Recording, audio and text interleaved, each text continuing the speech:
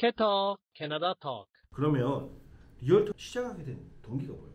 왜 리얼터예요? 왜냐면 지금 졸업을 그 부동산과 이런 게 없으니까 맞아요. 뭐 유니버시티 레벨 뭐 캘거리 이제 있다고 하지만 다른 걸 나오고 다른 거 일을 해보다가 뭐 어떤 기회가 있어서 이제 리얼터 하고 싶다는 마음이 있었을 거 아니에요? 네, 제가 평생 동안 커스터머 서비스직, 세일즈직으로 일을 했는데 제가 지금 오랫동안 매니저직을 하면서 이제 5년 뒤에, 10년 뒤에 내가 뭘 할 수 있을까를 생각하다가 제가 저의 강점 그리고 제일 하고 싶은 일을 찾아봤어요. 그런데 보통 항상 세일즈 하면 세일즈의 꽃, 부동산을 들어가라고 하잖아요. 그래서 물론 이게 꽃이 된 거예요? 그렇죠. 꽃이 되고 이게 제일 평생 사람들이 살면서 제일 큰 퍼시스가 되고 가정 스트레스도 많이 받고 문제가 생기면 정말 큰일 나는 부분이기 때문에 이 스트레스를 어떻게 줄일 수 있을까? 사람들이 어떻게 만족도를 높일 수 있는 리얼터가 돼서 이걸 도와줄 수 있을까를 생각을 하다가 조인을 하게 됐습니다. 그러면은 그런 거네요. 약간 직업의 윤리 뭐 다 떠나서 일단 돈 보고 들어오는 사람들이 78%가 나가는 거예요. 어떻게 보면.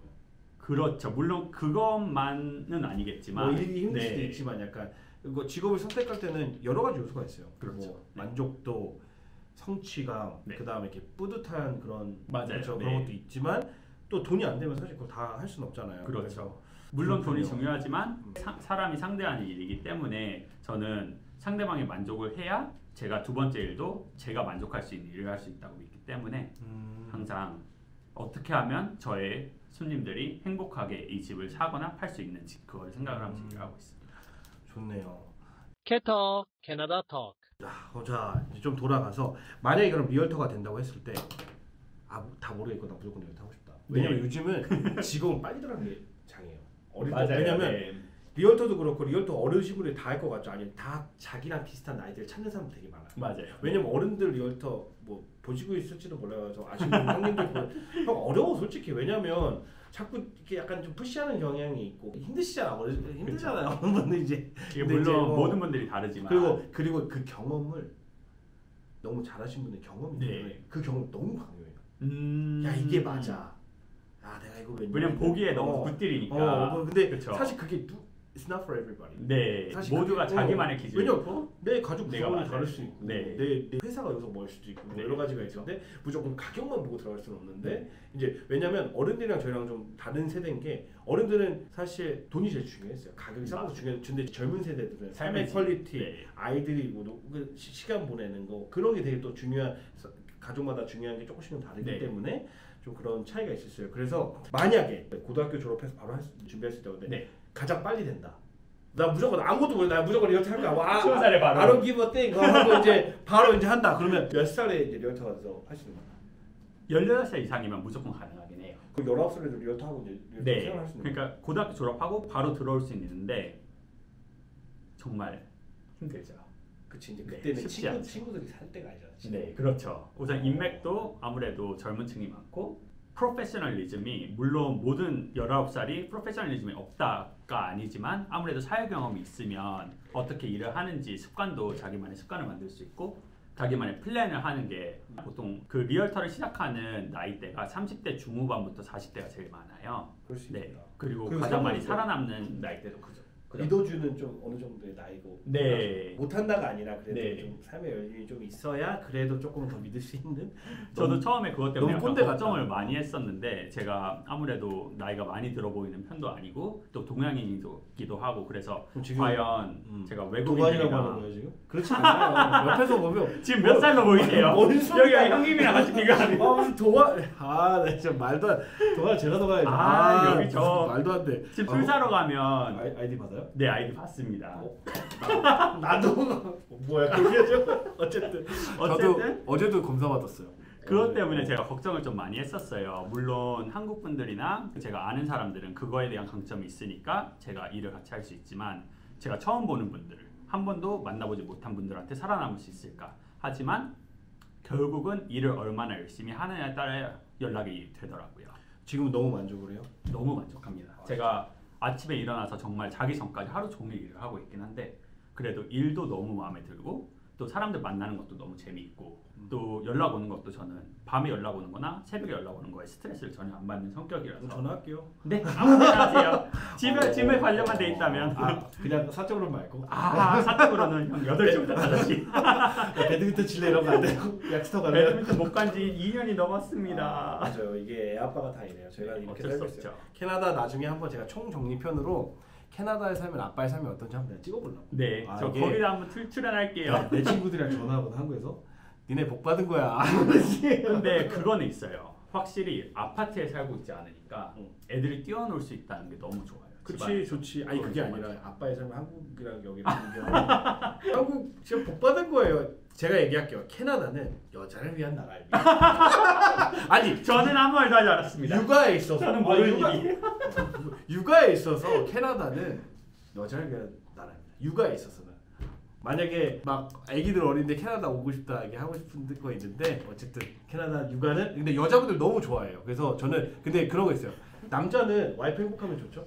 너무 좋죠. 그게 저도- 그게 실이죠. 저도 그 맛으로 살아요. 살아면 와이프가 행복하다. 아 너무 그게 저를 행복하게 하고 예 그렇습니다. 그래서 다 윈윈할 수 있어요. 오해하지 말고 들으세요. 와이프 미안해 그런 얘기 아니야.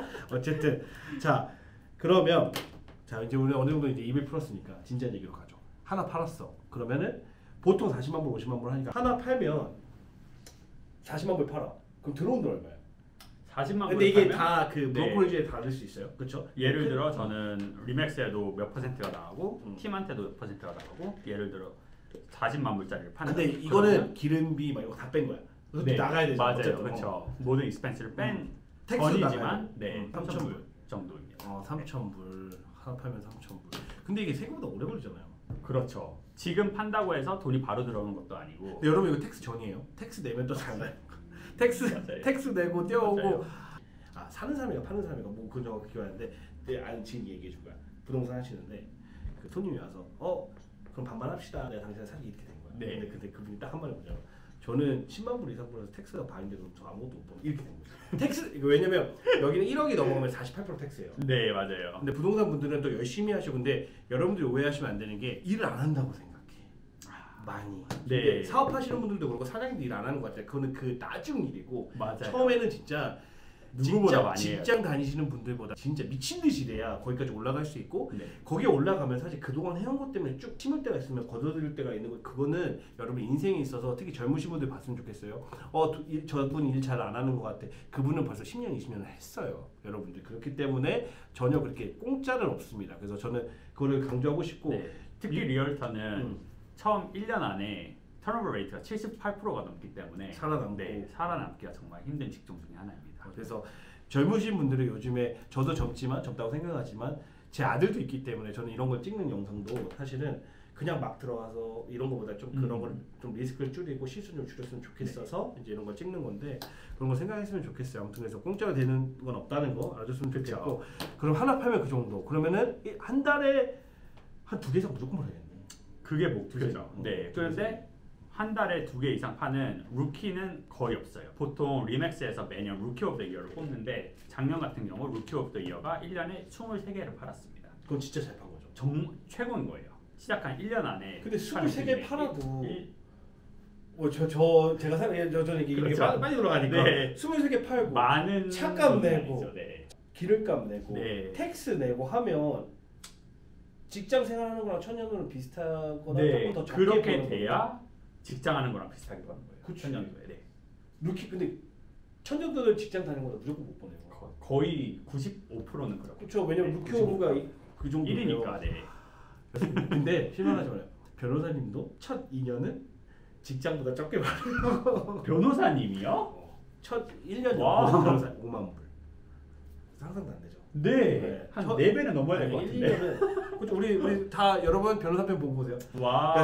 그리고 회계사님 돈 많이 벌 거야. 네. 첫 년도 두 번째 년도 진짜 4만 맞아요. 알잖아요. 다 해서 여러분이 보는 5년 10년 지나고 분들은 다 했기 때문에 거기까지 가는 네. 거기 때문에 이게 리얼터를 제일 많이 포기하는 이유 중에 하나가 그것 때문이에요.